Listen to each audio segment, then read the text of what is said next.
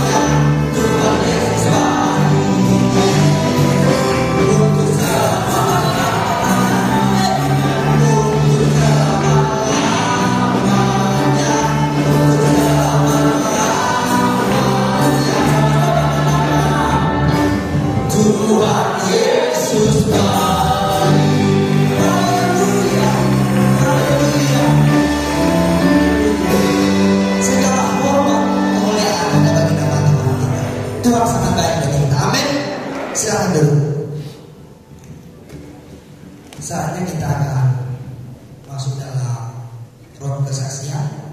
Jika ada jemaat Tuhan yang ingin menyaksikan kasih Tuhan sepanjang minggu lamanya, dipersilakan.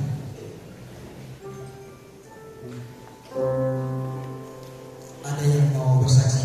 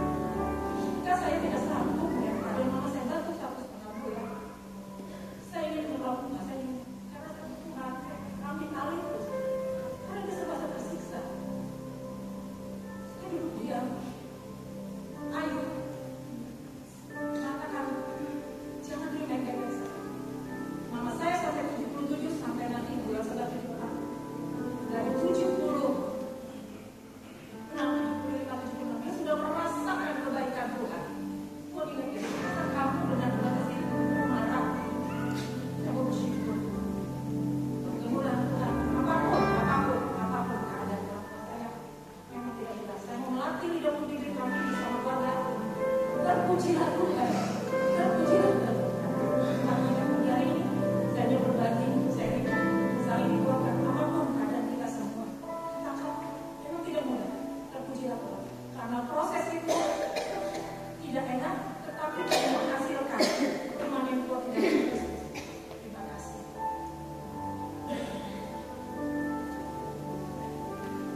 Baik,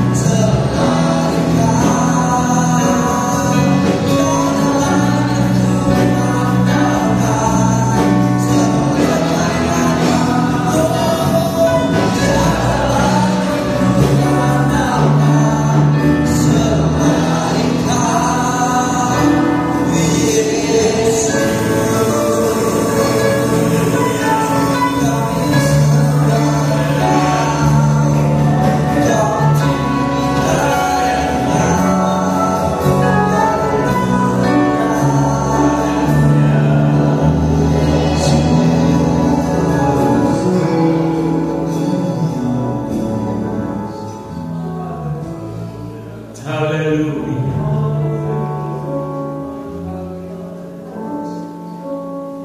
Haleluya.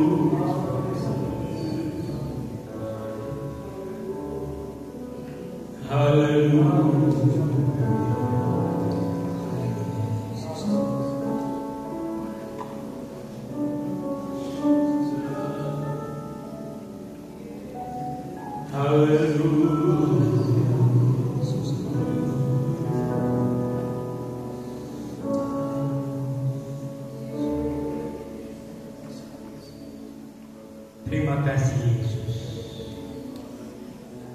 Terima kasih buat kesempatan yang Kau berikan bagi kami. Kami bersyukur Tuhan telah menyertai kami sampai pagi hari ini. Kami ada sebagaimana kami ada karena kemurahan Tuhan, karena kasih Tuhan, karena penyertaan. Setelah kami mengagungkan Engkau lewat pujian dan penyembahan kami, saatnya kami mau dengar firman. Berbicaralah Tuhan, kami siap mendengar. Roh Kudus, Engkau yang mempunyai firman, menerangi hati kami pagi hari ini, supaya setiap ayat baris firman Allah menjadi remah di dalam kehidupan kami menjelang kedatangan Tuhan yang semakin dekat. Terima kasih Yesus. Rabi hamba-Mu yang akan menyampaikan kebenaran firman. Segala kuasa yang bukan daripada Engkau, yang ingin mengganggu jalannya pemberitaan firman, yang menutup telinga rohani kami, yang mengeraskan hati kami tolak dalam nama Yesus. Biarlah Roh Kudus menyertai pemberitaan firman. Terima kasih Tuhan. Kami buka hati kami buka telinga rohani kami untuk mendengar firman. Dalam nama Tuhan Yesus Kristus, kami sambut kebenaran firman. Haleluya. Yang percaya katakan amin. Silakan. Puji Tuhan, pagi ini firman Tuhan disampaikan oleh Pendeta Medi Rantum, gembala dari GPDI yang ada di Mentawai. Satu-satunya pulau yang belum saya kunjungi, Mentawai. Nah, pagi ini hamba Tuhan dari Mentawai, karena banyak di Mentawai itu ada beberapa gereja kita. Salah seorang pagi ini ada bersama dengan kita. Silakan Pak Lek.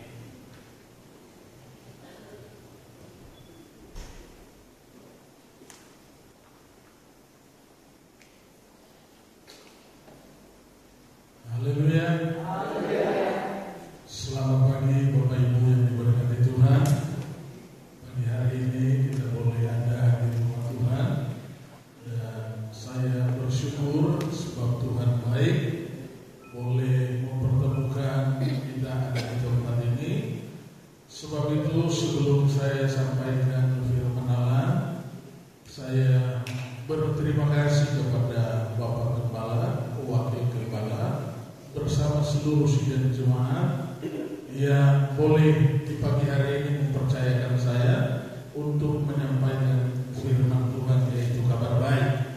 Nah, tadi sudah diperkenalkan nama saya, yaitu Pendeta Medi Rantum. Rantum ini berasal dari Sulawesi Utara, tetapi muka saya muka Batak.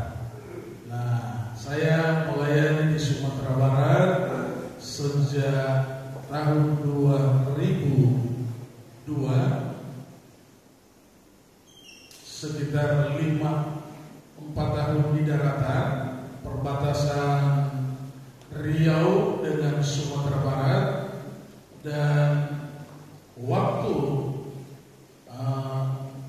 saya melayani di daerah perbatasan Riau dengan Sumatera Barat dengan banyak kendala kondisi yang tidak memungkinkan, sehingga saya pindah di daerah Mentawai yang harus nyebrang dari Kota Padang ke Mentawai itu naik kapal feri 1 malam, naik kapal Mentawai Fast atau kapal cepat 3 jam sampai 4 jam, naik pesawat 45 menit sampai di kota kabupatennya.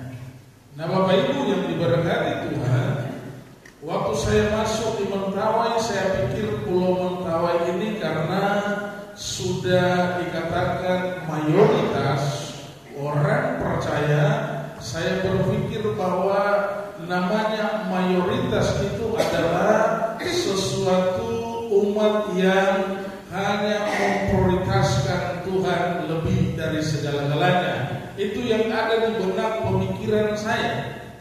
Tetapi setelah saya masuk di Mentawai, saya lihat bahwa Mentawai ini adalah sesuatu daerah yang masih banyak lebih mempercayai kepada hal-hal yang tidak disukai Tuhan daripada dia mempercayai Tuhan. Hal-hal yang dia yakini itu adalah sesuatu hal yang membuat dia bisa berhasil, membuat dia bisa sembuh, membuat dia bisa apa saja. Nah, sehingga setelah saya masuk, dari tidak ada jemaat Bapak Ibu, dari 2006 saya masuk di Mentawai, dari tidak ada jemaat saya sampaikan firman Allah, dan puji Tuhan sampai pada 2025 ini Tuhan percayakan 15 akar yang saya layani. Dari yang tidak ada menjadi ada karena semua oleh anugerah Tuhan. Tetapi untuk melewati, untuk memenangkan 15 kakak ini Bapak Ibu, kita harus melewati banyak proses. Kita harus melewati banyak tekanan. Kita harus melewati banyak masalah. Tetapi saya hanya pegang janji firman Allah. Setiap orang yang berkenan kepada Tuhan, maka Tuhan akan menyertai perjalanannya. Sebab itu pagi hari ini saya akan berbicara tentang hidup yang berkenan kepada Tuhan. Ya, Bapak Ibu yang diberkati Tuhan, kita buka Alkitab kita.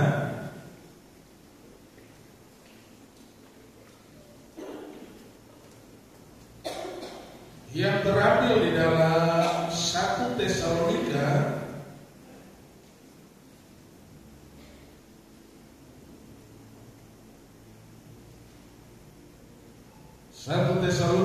pasal yang keempat, ayat yang pertama, satu ayat yang kita akan baca dan kita akan pelajari bersama-sama pagi hari ini. 1 Tesalonika pasal 4 ayat yang pertama. Ayat ini adalah sesuatu hal yang sudah sering kita baca, sudah sering kita dengar, tetapi pagi hari ini kembali kita akan baca dan kita pelajari bersama-sama. Lembaga Alkitab memberikan perikop di sana, nasihat supaya hidup kudus. Ayat yang pertama, akhirnya saudara-saudara, kami minta dan nasihatkan kamu dalam Tuhan Yesus. Kamu telah mendengar dari kami bagaimana kamu harus hidup supaya berkenan kepada Allah. Hal itu memang telah kamu turuti, tetapi baiklah kamu melakukannya lebih bersungguh-sungguh lagi. Nah, ayat yang kita baca pada pagi hari ini, saya akan memberikan judul khotbah yaitu hidup supaya berkenan kepada Allah. Nah, untuk hidup berkenan kepada Allah pada zaman akhir ini, Bapak Ibu, tidak gampang. Kita kita harus melewati banyak persoalan. Tetapi Alkitab berkata bahwa setiap orang yang hidup berkenan kepada Tuhan, memang dia harus melewati proses, memang dia harus melewati banyak hal. Karena dari situlah Tuhan akan membuktikan seluruh janji-janji firman Allah dalam kehidupan orang yang percaya kepada Tuhan. Seperti saya kemukakan tadi bahwa waktu saya masuk di Mentawai itu adalah sesuatu hal yang di luar logika saya manusiawi, karena mereka semua mayoritas orang percaya kepada Tuhan tetapi hidup tidak berkenan kepada Tuhan. Nah, untuk membawa mereka sampai kepada perkenanan Tuhan, saya harus ada di tengah-tengah mereka. Saya harus menyampaikan berita kabar baik kepada mereka. Namun ada banyak hal yang saya alami sampai saya mau tinggalkan pelayanan Bapak Ibu. Kenapa saya sampai mau tinggalkan pelayanan? Mayoritas Kristen, tetapi musuh di dalamnya adalah sesama Kristen. Musuh di dalamnya adalah sesama Kristen. Beberapa kali saya ditahan mereka di kantor desa, di kantor camat, di Kapolsek. Mereka laporkan saya bahwa gereja Pentekosta itu adalah gereja yang belum diakui pemerintah dan liar. Beberapa kali saya harus menghadapi aparat negara.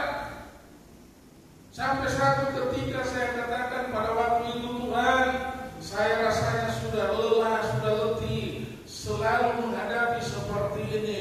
Tolong Tuhan, tunjukkan kasih-Mu supaya aparat penegak hukum di daerah ini, kirimlah orang-orang yang takut akan Tuhan. Akhirnya Bapak Ibu, apa yang terjadi? Beberapa bulan kemudian saya dengar Kapolsek diganti dengan orang Nias. Saya tanya, orang Nias ini, Kapolsek ini dia apa agamanya? Katanya Kristen. Akhirnya satu ketika saya ke kantor Polsek, saya bercakap-cakap dan disitulah dia menceritakan. Polsek ini menceritakan kenapa saya harus berusaha ada di daerah ini, supaya daerah ini tentram, aman, tidak ada saling melapor antara umat Kristen. Nah, mulai dari hari itu sampai hari ini, saya sudah tidak lagi dipanggil untuk mempertanggungjawabkan namanya organisasi GPDI dan namanya firman Allah yang saya sampaikan. Nah, kalau kita lihat di dalam pembacaan kita ini, Bapak Ibu yang diberkati Tuhan, bahwa jemaat Tesalonika ini didirikan oleh Rasul Paulus. Dan Rasul Paulus sangat menegaskan, dan Rasul Paulus mengajarkan sesuatu firman yang hidup, yang harus dipegang, yang harus dilakukan, yang harus dijalankan oleh umat-umat Tuhan pada waktu itu. Nah, hari ini, pagi hari ini, datang bagi kita sebagai orang yang percaya kepada Tuhan. Dalam bagian ini ada 3 hal yang sangat terpenting yang kita akan lihat di dalam kebenaran firman Allah. Kita lihat bahwa jemaat Tesalonika ini adalah jemaat yang bertumbuh di dalam Tuhan. Bertumbuh di dalam Tuhan dengan ajaran-ajaran yang disampaikan oleh Rasul Paulus. Dan meskipun Rasul Paulus sudah tidak bersama dengan mereka, namun mereka tetap hidup di dalam kebenaran. Namun mereka tetap pegang apa yang disampaikan firman Allah kepada mereka. Karena sesungguhnya hidup saya dan saudara bukan ditentukan oleh kata orang, tetapi hidup saya dan saudara semua ditentukan oleh perkataan Tuhan lewat firman Allah.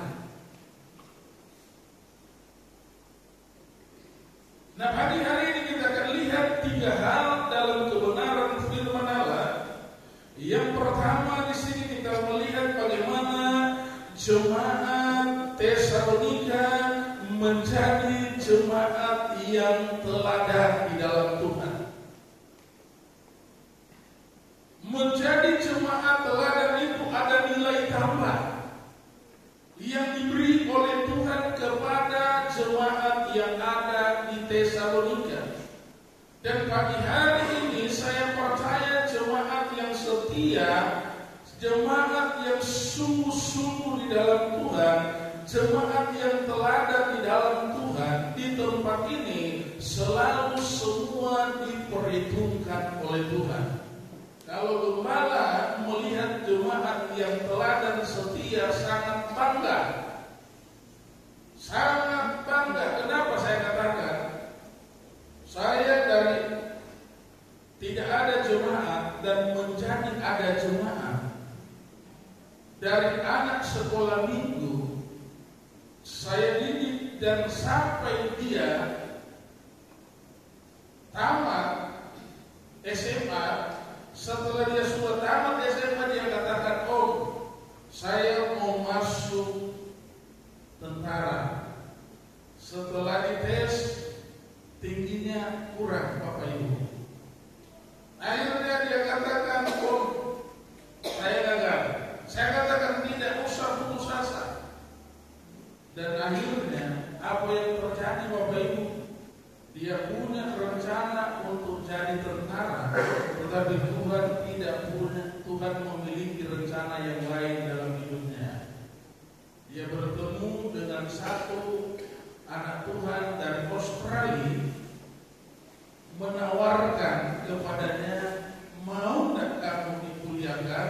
Mau tidak kamu disekolahkan tinggi-tinggi?" Langsung anak sekolah minggu ini katakan, "Iya, saya mau."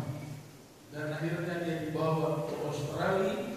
Sampai hari ini dia tinggal di Australia. Dan tadi malam dia kasih berita kepada saya. Dia katakan, "Doakan Om, saya setelah lulus S2 ini, saya harus bekerja di satu perusahaan yang terbaik di Australia ini." Lalu dia langsung berjanji di sana. Saya katakan, jangan dulu berjanji, jangan dulu bernasar, tetapi jalankan dulu apa yang Tuhan mau, supaya engkau lebih mengerti apa yang Tuhan izinkan di dalam kehidupanmu. Jangan bernasar terlebih dahulu tinggi-tinggi, tetapi toh nanti akhirnya engkau tidak akan lakukan, maka engkau akan kecewa sendirian. Nah, singkat cerita, saya memberi dorongan kepadanya, dan saya boleh melihat bagaimana kecintaannya, keteladanannya di dalam dia sekolah minggu pemuda sampai dia hari ini dia terlibat di dalam pelayanan pekerjaan Tuhan, dan Tuhan tetap buka jalan dalam seluruh kehidupannya. Sebab itu Rasul Paulus melihat bahwa jemaat yang ada di Tesalonika ini adalah sesuatu hal yang sangat luar biasa. Mereka jemaat yang teladan setia kepada Tuhan. Nah, dari mana kita akan lihat mereka adalah jemaat yang setia dan teladan? Kita lihat di dalam 1 Tesalonika pasal yang pertama, ayat yang ke-6 sampai ayat yang ke-7.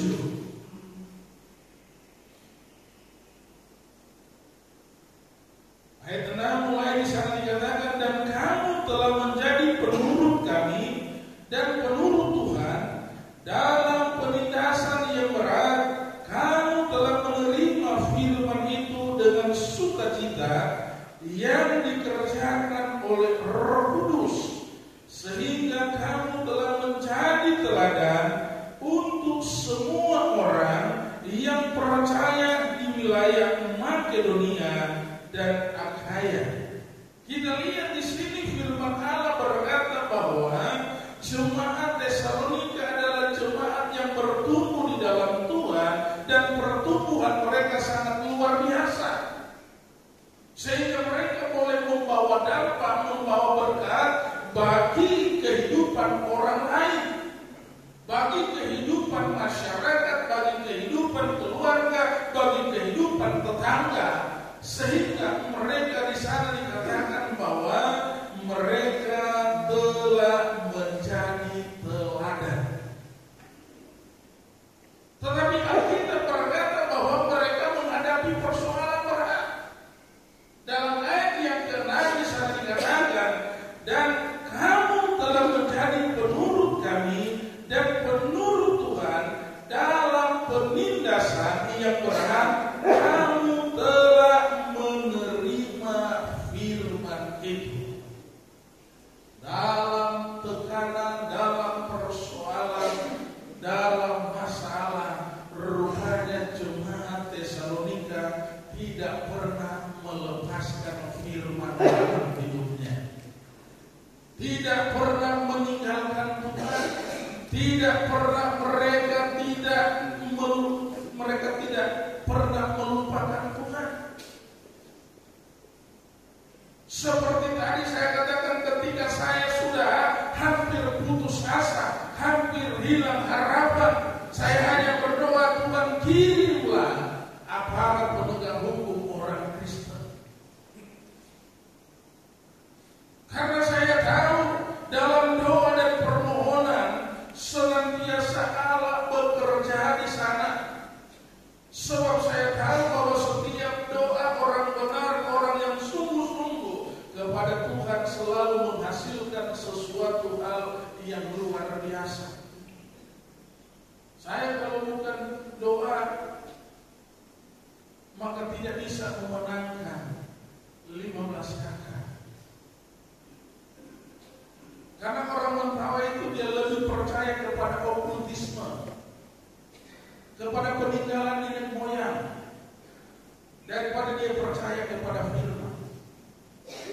Nah, untuk mereka percaya kepada firman yang benar, Tuhan izinkan beberapa kali orang gila. Tuhan izinkan orang yang tadinya sudah mati didoakan sembuh. Sehingga mereka katakan luar biasa.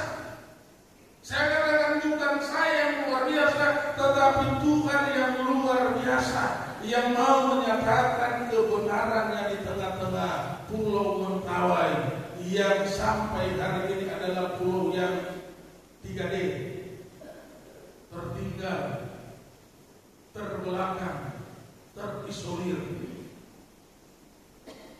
Sampai hari ini saya di tempat pelayanan saya dari 2026 saya masuk, sampai hari ini listrik belum ada. Jadi kalau malam itu hanya hidupkan lampu, teplok, bangun pagi hitam hidup. Sehingga waktu itu istri saya katakan, sudahlah Pak, kita pindah saja. Saya katakan, kalau kita pindah, Tuhan marah. Saya katakan sedemikian kepada istri saya seperti itu.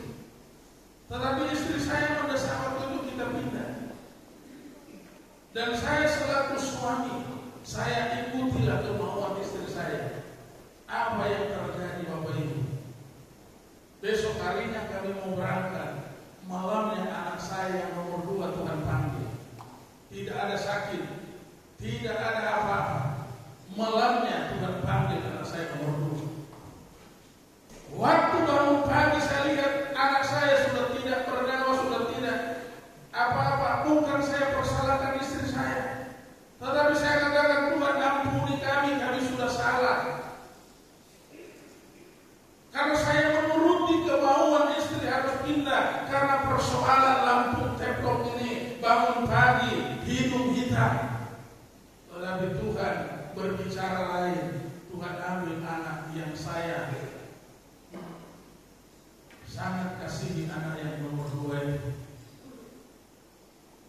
Dari situ saya sadar bahwa Tuhan panggil saya, Tuhan utus saya di Mentawai, bukan sembarang Tuhan tempatkan saya.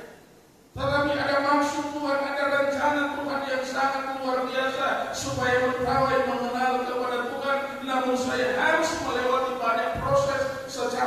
manusia tidak mampu, tidak sanggup hadapi. Nah, di saat secara manusia tidak mampu hadapi, disitulah terkadang kelemahan terjadi. Maka di saat kelemahan terjadi, ada tindakan untuk meninggalkan Tuhan. Tetapi di saat meninggalkan Tuhan, Tuhan berbicara lain. Saya teringatlah Ayub. Ayub firman Allah katakan dia adalah orang yang paling saleh, paling benar. Tetapi kenapa Tuhan izinkan dia menderita? Kenapa Tuhan izinkan semua apa yang dia miliki habis? Langsung teringat saya pada waktu itu. Saya katakan Tuhan baru ambil anak saya satu. Setelah itu saya sadar, saya katakan kepada istri saya, kita harus lebih sungguh-sungguh kepada Tuhan. Saya tidak mempersalahkan istri pada waktu itu, tetapi saya hanya merenungkan dalam kehidupan saya. Di sisi lain bisa kita dengar kata istri, di sisi lain kita bisa turuti kata istri, tapi di sisi lain juga ada rencana Tuhan yang indah. Bukan hanya satu kali, dua kali Bapak Ibu. Karena keadaan situasi yang tidak memungkinkan. 2018 orang tua saya panggil saya, tinggalkan saja pelayanan. Saya katakan tidak, Pak. Bapak saya mendesak terus, tinggalkan, Pak. Karena bapak saya itu sudah masuk rumah sakit, keluar rumah sakit. Sehingga saya pada waktu itu saya katakan, oke lah, kalau memang hanya untuk supaya orang tua sembuh, supaya orang tua panjang umur, saya turuti kemauan orang tua. Apa yang terjadi Bapak Ibu? Besoknya mau berangkat saya tidak bisa bangun dari tempat tidur. Semua badan saya sudah kaku. Nabi bernafas, semua badan saya sudah kaku. Sampai speedboat yang harus kami tumpangi, dia menunggu sampai jam 9, biasa keluar jam 6 pagi, dia tunggu sampai jam 9. Sampai jam 9 itu tidak berubah, saya tetap kaku. Baru saya katakan kepada istri saya, apapun yang terjadi, walaupun kita sayang orang tua, tetapi Tuhan lebih sayang kepada saya. Kalau Tuhan tidak buat seperti ini, mungkin saya lebih dari Yunus. Saya bilang, untuk pergi ke padang harus lewat kapal. Jangan-jangan di tengah laut Tuhan buat lebih daripada Yunus. Untuk pergi ke Sulawesi Utara, dari padang harus naik pesawat. Jangan-jangan pesawat itu jatuh sebelum sampai Jakarta, atau dari Jakarta sebelum sampai Manado. Sehingga saya katakan, dari sekian banyak ujian pencobaan yang Tuhan buat kepada saya putuskan, saya bulatkan, apapun yang terjadi, saya tidak akan tinggalkan pelayanan yang Tuhan percayakan kepada saya. Semakin saya komitmen dengan Tuhan, semakin saya lihat Tuhan bekerja dengan luar biasa. Tuhan menolong sangat luar biasa. Semakin saya memberi diri untuk melayani Tuhan, saya lihat bagaimana campur tangan Tuhan yang sungguh ajaib, yang tidak pernah saya pikirkan, yang tidak pernah saya rencanakan. Tuhan selalu menolong kehidupan saya. Waktu anak saya yang pertama sudah selesai SMA, dia katakan, Pak, saya mau kuliah. Saya katakan, nah, kamu sendiri tahu pelayanan Bapak untuk biaya kuliah tidak mampu, tidak sanggup. Tetapi saya lihat kemauan anak saya ini luar biasa. Sehingga saya katakan, kalau begitu, nak, kita doa. Kita berdoa dan berdoa supaya Tuhan buka jalan. Dan akhirnya saya hanya mengajak dia berdoa, tetapi dia mengambil keputusan untuk doa puasa 3 hari 3 malam. Selaku orang tua sangat bangga melihat anak doa puasa 3 hari 3 malam.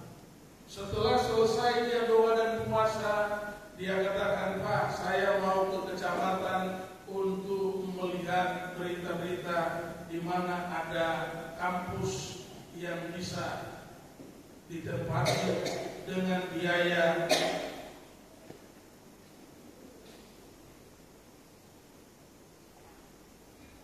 sendiri atau dengan biaya orang lain. Saya kasih ongkos anak saya ke kecamatan. Sampai dia di kecamatan, dia lihat, dia cari. Pulang dia katakan tidak ada. Saya katakan ya sudahlah, kalau memang tidak ada, jalan satu-satunya pergi saja sekolah kita.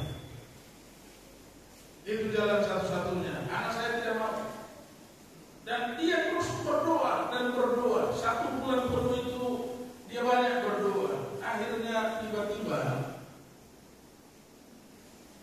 datang satu rombongan di tempat pelayanan saya. Mereka datang dan mereka mencari anak-anak yang mau disekolahkan dengan sungguh-sungguh dengan biaya beasiswa. Akhirnya anak saya memperkenalkan diri kepada tim itu, sehingga dia direkrut dan dibawa langsung. Dan mereka katakan, Pak Pendeta, untuk biaya segala macam jangan Bapak pikirkan, kami yang tanggung semua. Tetapi saya waktu itu orang yang saya tidak kenal, orang yang baru kali itu ketemu, saya tidak percaya secepatnya. Karena anak saya ini adalah anak gadis. Kalau bawa ke kota, dalam benak pemikiran saya, jangan-jangan dia tidak dikuliahkan, tetapi dia dibuat bekerja apa di sana. Dan akhirnya keputusan bulan saya izinkan dia dibawa ke kota Solo, kuliah di sana. Dan kalau saya ada di daerah ini karena menghadiri wisuda anak saya.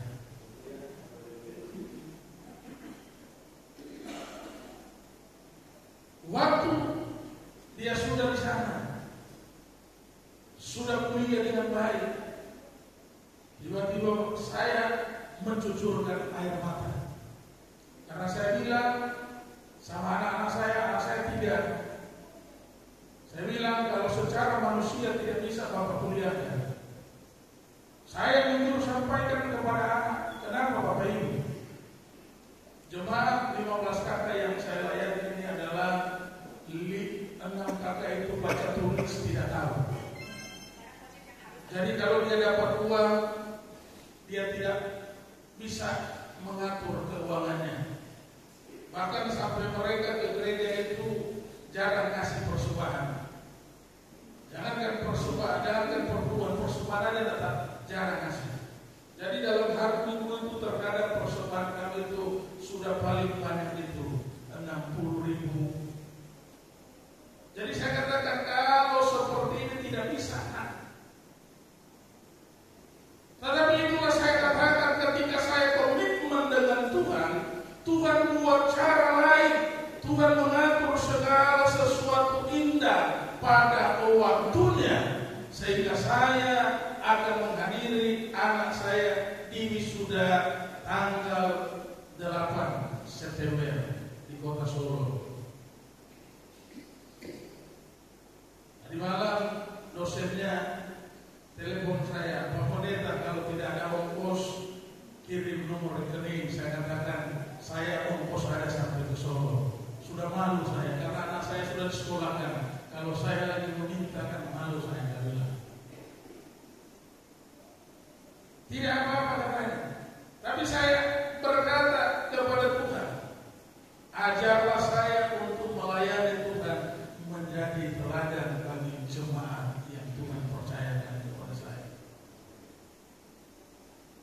Nah, bagian yang pertama ini kita lihat bahwa jemaat yang ada di Tesalonika mereka menjadi jemaat yang teladan dan mereka memiliki nilai tambah dalam kehidupan mereka, meskipun mereka dalam tekanan, tetapi dalam sukacita di dalam Tuhan mereka boleh dapatkan.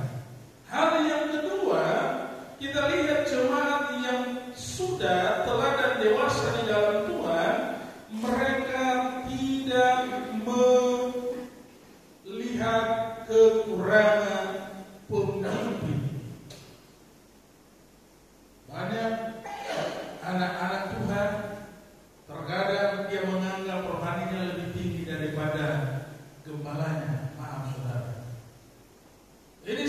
kami. Saya didik jemaat itu dari tidak tahu apa-apa. Setelah dia sudah tahu apa-apa, sepertinya dia lebih tinggi daripada saya. Tapi saya katakan tidak masalah. Tetapi saya lihat dalam konteks kebenaran firman Tuhan ini bahwa jemaat yang sudah menjadi teladan, jemaat yang tidak pernah melihat kekurangan pemimpinnya. Kalau kita lihat di dalam 1 Tesalonika pasal yang ketiga ayat yang kedua. 1 Tesalonika pasal 3 ayat yang kedua, di sana dikatakan bahwa lalu kami mengirim Timotius, saudara yang bekerja dengan kami untuk Allah dalam pemberitaan Injil Kristus, untuk menguatkan hatimu dan menasehatkan kamu tentang imanmu. Ketika Paulus tidak bersama lagi dengan jemaat yang ada di Tesalonika, Rasul Paulus mengirim anak didiknya Timotius. Tentu dari Paulus dengan Timotius berbicara pengalaman, berbicara pengetahuan, tentunya sangat jauh berbeda. Tetapi kita lihat di sini bahwa jemaat yang ada di Tesalonika, mereka tidak melihat apakah Timotius itu belum berpengalaman atau kurang berpengalaman, atau dia masih muda dan tidak layak untuk melayani mereka. Bukan itu yang mereka perhatikan, tetapi yang mereka perhatikan adalah Injil firman Allah yang disampaikan. Itu yang mereka pegang, itu yang mereka lakukan di dalam seluruh kehidupan mereka, sehingga mereka tetap dipuji oleh orang-orang yang mendengar. Jemaat Tesalonika adalah jemaat yang sungguh luar biasa. Demikian juga kita yang ada pada pagi hari ini. Ketika kita pegang firman Allah dengan benar, maka kita akan dipuji oleh Tuhan, maka kita akan dipuji oleh orang bahwa kita adalah jemaat-jemaat yang setia di GPDI Efrata. Amin. Bukan tidak ada persoalan, ada di rumah, di pekerjaan, ada persoalan. Tetapi kalau kita tetap pegang firman Allah, ada persoalan tetap bersukacita. Karena firman itu yang memberi kekuatan kepada kita. Karena firman itu yang memberi nafas kepada kita. Kalau kita lihat bangsa kita hari-hari ini, memang sudah tidak lama lagi Tuhan akan datang, Bapak Ibu yang diberkati Tuhan. Nah, untuk kita sampai supaya kita berkenan kepada Tuhan, apakah kita harus tinggalkan firman itu dalam hidup kita? Apakah kita harus tinggalkan Tuhan dalam hidup kita? Tetapi semakin ada tekanan, semakin kita giat datang kepada Tuhan. Semakin ada banyak pergumulan kita datang kepada Tuhan. Karena hanya di dalam Tuhan ada jawaban yang Tuhan berikan kepada kita. Kalau kita lihat di dalam Lukas pasal yang ke-18, dalam Lukas pasal yang ke-18 ayat yang ke-7, di sana dikatakan bahwa Lukas 18 ayat 7, tidakkah Allah akan membenarkan orang-orang pilihannya yang siang malam berseru kepadanya? Adakah ia mengulur-ulur waktu sebelum menolong mereka? Kita lihat di sini bagaimana peristiwa yang terjadi kepada ibu janda. Dalam pasal yang ke-18 ini menceritakan bagaimana ibu janda ini mau agar supaya haknya hakim akan memberikan keputusan. Tetapi kita lihat dari ayat yang pertama, di sana dikatakan bahwa hakim ini adalah hakim yang lalim, hakim yang tidak takut akan Tuhan, yang sering mengabaikan hak dari ibu janda ini. Tetapi kita lihat ibu janda ini dalam kebenaran firman Tuhan, dia tidak putus asa meskipun hakim memperlakukan dia sebagai apa dan bagaimana. Tetapi kita lihat dia tidak putus harapan kepada Tuhan. Dan akhirnya Tuhan memberikan jawaban kepadanya. Nah, di sini kita akan lihat di dalam ayat yang ke-7 ini dikatakan, adakah Allah mengulur-ulur waktu untuk menolong orang-orang yang berseru kepada Tuhan siang dan malam? Dengan kata lain, bahwa adakah Tuhan akan melepaskan tangannya? Tetapi Tuhan akan memberikan sesuatu yang lebih baik kepada orang-orang percaya yang terus berseru kepada Tuhan, yang tidak pernah ada henti-hentinya. Karena apa? Karena Tuhan melihat seluruh air mata hidup kita hanya berharap dan berpasrah kepada Tuhan Yesus Kristus.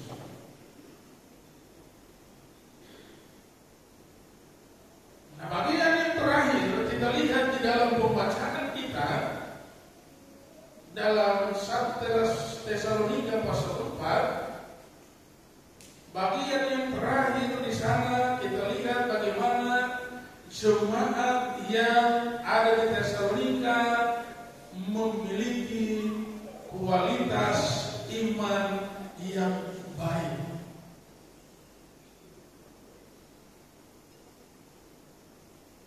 Sekali lagi, bagian yang ketiga adalah jemaat Tesalonika memiliki kualitas iman yang baik, yang tidak pernah goyah, yang tidak pernah terpengaruh, yang tidak pernah bimbang dengan firman yang disampaikan kepada mereka. Dari mana kita akan lihat? Kita lihat di dalam 1 Tesalonika pasal yang ketiga, ayat yang ke-7, ayat yang ke-6 sampai ayat yang ke-7.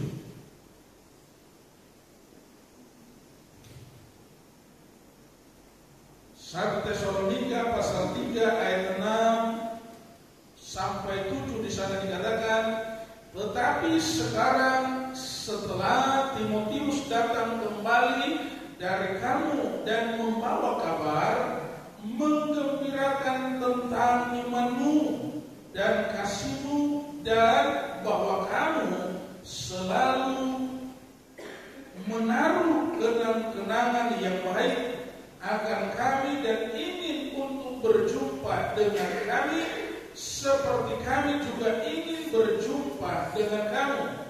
Ayat yang ke-7, maka kami juga saudara-saudara dalam segala kesesakan dan kesukaran kami menjadi terhibur oleh kamu dan oleh imanmu. Paulus berkata bahwa setelah Timotius kembali menemui Rasul Paulus, setelah Paulus bertanya bagaimana kondisi kehidupan jemaat Tesalonika, Timotius menceritakan kepada mereka bagaimana iman mereka makin bertumbuh, makin kuat kepada Tuhan. Dan Rasul Paulus katakan bahwa itu adalah satu kebanggaan bagi dia, mendengar berita bahwa jemaat yang pernah dia layani, jemaat yang pernah dia sampaikan firman Allah, jemaat yang dimana mereka bisa bertumbuh di dalam Tuhan dengan benar. Hari-hari ini kita sebagai orang yang percaya kepada Tuhan harus memiliki iman yang baik di dalam Tuhan. Karena kita menghadapi situasi kondisi yang tidak semakin membaik pada kedatangan Yesus pada kali yang kedua. Tetapi ketika kita memiliki iman yang baik, apapun yang terjadi di dalam dunia ini, kita tidak pernah takut dan ragu karena kita bersama dengan Tuhan. Kita lihat di dalam Mazmur pasal yang ke-46.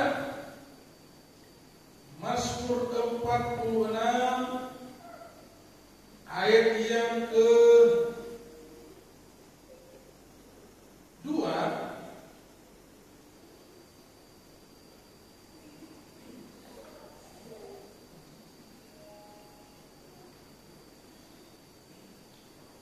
Mazmur 46 ayat 2 di sana dikatakan bahwa Allah itu bagi kita tempat perlindungan dan kekuatan sebagai penolong dalam kesesakan sangat terbukti. Tuhan itu adalah tempat kita bernaung. Tuhan itu adalah tempat kita berteduh. Tuhan itu adalah sesuatu tempat di mana kita akan merasakan kedamaian sukacita yang besar terjadi di dalam kehidupan kita. Sebab itu ayat yang ke-12 di sana dikatakan, coba kita lihat pasal yang sama, ayat yang ke-12.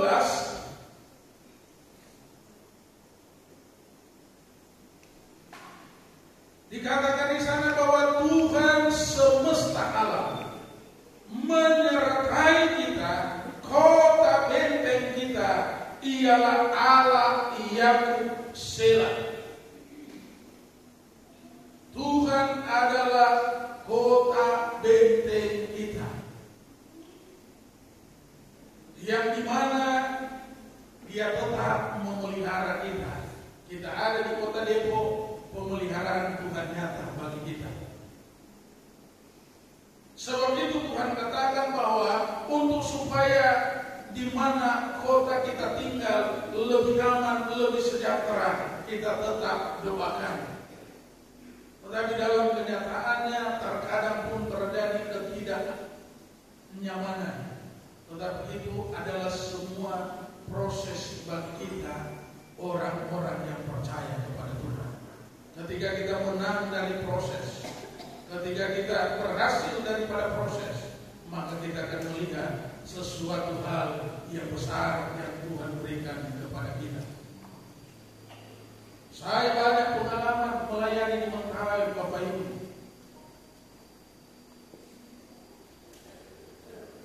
Mentawai itu akses jalannya selalu laut dengan sungai, tidak ada daratan. Mau kemana saja harus lewat sungai. Dan kalau datang gelombang besar, itu 3-5 meter tingginya. Dan sudah beberapa kali saya terbalik. Tetapi anehnya dan luar biasanya Tuhan, kalau memang belum waktunya Tuhan, dan kalau memang tidak mati di laut, bagaimanapun caranya, Tuhan belum izinkan terjadi. Beberapa kali terbalik. Tetapi saya lihat sesuai dengan firman Allah, Dia adalah tempat perlindungan yang nyaman. Saya tidak tahu berenang, Bapak Ibu, karena saya di Manado itu di gunung. Saya coba sampai hari ini belajar berenang, hanya tenggelam. Sehingga saya katakan kepada istri dan anak saya, sudah cukuplah, yang jelas saudara yang bisa berenang, ketika terjadi sesuatu hal bisa menyelamatkan saya. Tetapi waktu kami terbalik, ada beberapa kali waktu terbalik pertama, saya lihat orang tidak menyelamatkan saya. Tetapi anehnya Bapak Ibu, setelah terbalik speedboat itu, karena kami keluar dari sungai dan ombak besar menghantam. Setelah keluar terbalik speedboat itu, anehnya saya dibawa arus langsung ke tepi pantai. Dan waktu terbalik pertama itu, teman-teman masyarakat mencari saya. Mereka pikir saya sudah tenggelam. Sampai seharian mereka cari saya, mereka tidak tahu bahwa saya sudah di tepi pantai mereka cari sampai ke tengah. Dan setelah mereka sudah kelelahan, mereka cari, mereka pulang, mereka lihat saya sudah terbaring di tepi, lalu di pinggir pantai, di pasir. Lalu mereka katakan, masih hidup Om? Saya katakan masih hidup. Tuhan belum izinkan saya mati. 3 kali. Yang ketiga itu saya sudah putus harapan. Sudah putus harapan pada waktu itu. Karena saya makin berusaha untuk berenang makin ke bawah saya. Makin ke bawah saya. Tiba-tiba ada teman, dia datang. Dia langsung angkat tangan saya, dia kasih jeringin. Nah jeringin itulah yang saya pegang, membantu dan mereka bawa saya. Makin saya kuat berenang, makin ke bawah saya pada yang ketiga itu. Tetapi saya katakan kepada Tuhan waktu itu, apapun yang terjadi, tetap saya layani. Karena Tuhan sudah ambil anak saya. Kalau saya tinggalkan, Tuhan pasti ambil saya. Sampai hari ini Bapak Ibu, saya tetap pegang janji firman Tuhan. Dia adalah kota benteng yang tidak pernah meninggalkan orang-orang yang berseru kepadanya siang dan malam. Dia adalah Tuhan yang luar biasa. Dia adalah Tuhan yang tidak pernah berubah. Tetapi yang sering berubah adalah hidup kita, pikiran kita, pandangan kita sering kali berubah. Tetapi Tuhan tidak pernah berubah dalam kehidupan kita. Kalau kita mau lihat mujizat Tuhan lebih bekerja dalam hidup kita, pegang firman Tuhan, pegang janji Tuhan, dan jangan tinggalkan Tuhan dalam seluruh kehidupan kita. Tuhan Yesus memberkati kita pada pagi hari ini, dan kita angkat satu pujian yang mengatakan,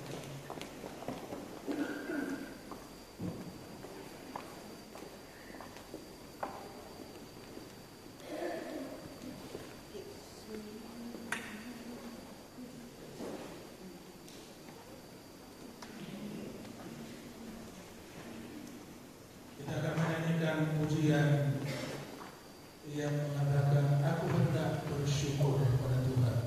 Pujian ini pujian yang sangat lama, tetapi mengandung arti yang sangat luar biasa di dalam seluruh kehidupan kita. Haleluya.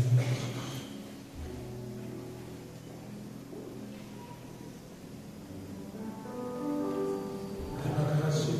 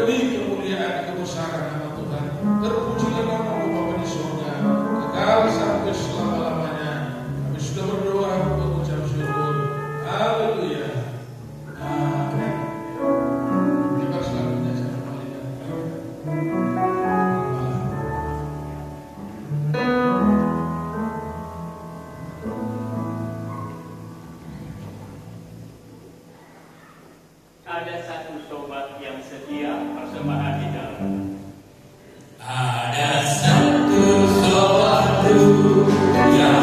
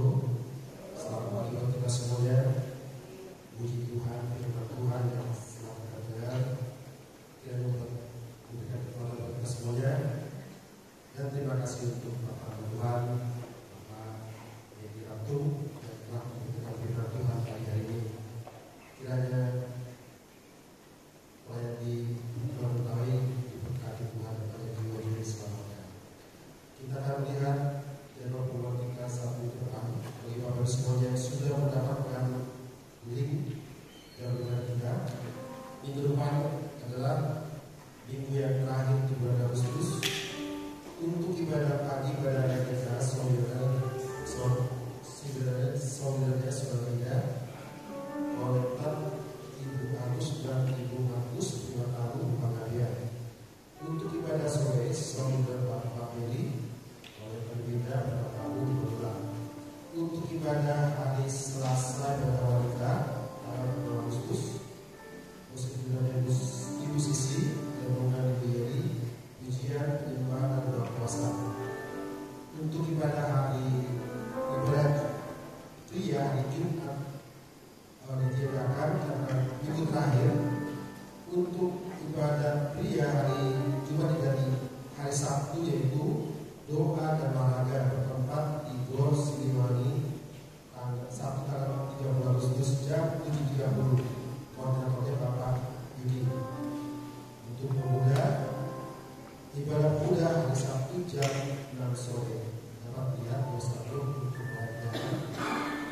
Yang berikutnya adalah kami ucapkan selamat tahun pertama kabar baik tanggal 8 Agustus, saudara Celestial tanggal 21 Agustus dan saudara Dina tanggal 23 Agustus. Pak Musyid berkati dan juga mungkin ada jemaat yang berulang tahun yang pertama keluarga jemaat. Kami juga ucapkan selamat. Terima kasih berkat. Mari kita berdiri. Yesus yang termanis buat jiwa. Yesus yang termanis buat jiwa. Buat jiwa. Buat jiwa.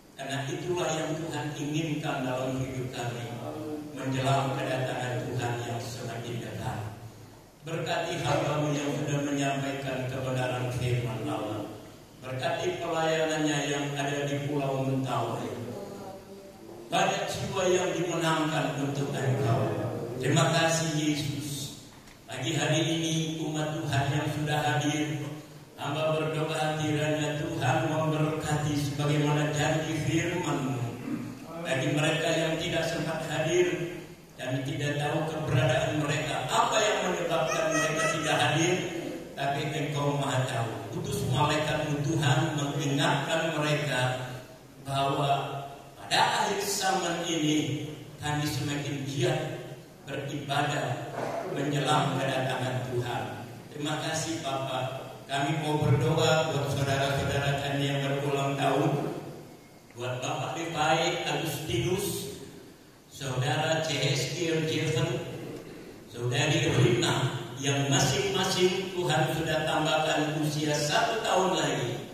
Doa kami Tuhan, tambahkan kesetiaan, ketaatan, takut akan Tuhan. Kami juga mau berdoa khusus buat Ibu Evi Singke Argo yang menurut dokter di dalam tubuhnya ada batu. Tapi kami percaya Tuhan Engkau berkuasa. Penyakit apapun yang datang kepada kami, Firman-Mu berkata Tuhan akan lalukan. Itu sebabnya kami berdoa dalam nama Yesus. Segala penyakit yang ada di dalam tubuh Ibu dan Singke, dalam nama Yesus Tuhan jamah dan sembuhkan dia, supaya nama Tuhan dipermuliakan. Terima kasih Bapa. Terpujilah nama-Mu sampai selama-lamanya. Seluruh pelayan Tuhan yang terlibat pagi hari ini diberkati oleh Tuhan. Terima kasih Bapa, kembalikan kami pada jam-jam ibadah yang sudah ditentukan, baik ibadah wanita, ibadah pria, pemuda, remaja. Bahkan minggu depan kembali kami akan bersekutu dengan Engkau. Kami akan berterima kasih buat penyertaan Tuhan. Terima kasih Bapa, sertai kami kembali ke rumah kami masing-masing. Oleh sebab itu, saudara yang dikasih oleh Tuhan, pulanglah ke rumah saudara masing-masing. Bawalah berkat dari Allah Bapa, cinta kasih di dalam anak yang tunggal Yesus Kristus, serta persekutuan Allah Roh Kudus menyertai kita. Mulai saat pagi hari ini sampai Maranatha, Yesus datang yang kedua kali. Dalam nama Yesus kami tamatkan ibadah, kami terima berkat Allah. Yang percaya katakan